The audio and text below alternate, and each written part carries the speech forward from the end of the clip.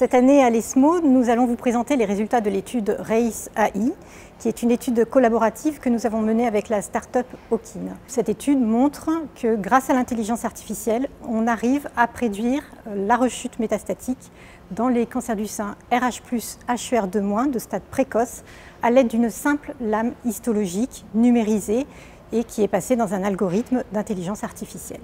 Cette étude a été menée sur une cohorte de patientes traitées à Gustave-Roussy entre 2005 et 2013.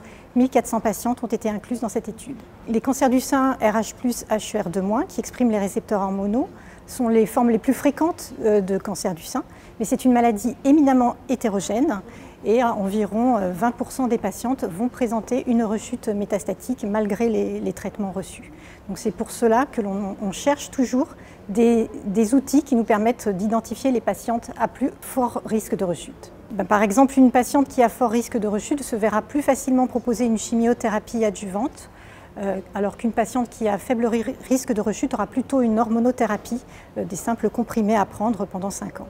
L'avantage de cette technique, c'est une technique très simple à la base, puisqu'elle n'utilise qu'une simple lame colorée que l'on utilise tous les jours pour notre diagnostic en laboratoire d'anatomopathologie. Donc il n'y a pas besoin d'une technique ou d'un plateau technique particulier. Et il faut simplement avoir un scanner de lame qui puisse digitaliser la morphologie que l'on observe en pixels, en information numérique. Cette étude est pleine de perspectives. D'abord, nous allons bien sûr valider nos résultats sur une cohorte indépendante avec plus de patientes traitées en dehors de Gustave-Roussy. On espère pouvoir développer un outil qui pourra nous aider en pratique, qui sera après validé de façon prospective, en complément de ce que l'on fait à l'heure actuelle pour le traitement de nos patientes à un stade précoce, et qui pourrait donner une information complémentaire pour guider le clinicien dans la prise en charge des patientes. Donc un outil d'intelligence artificielle qui serait au service de la pratique clinique et de nos patientes.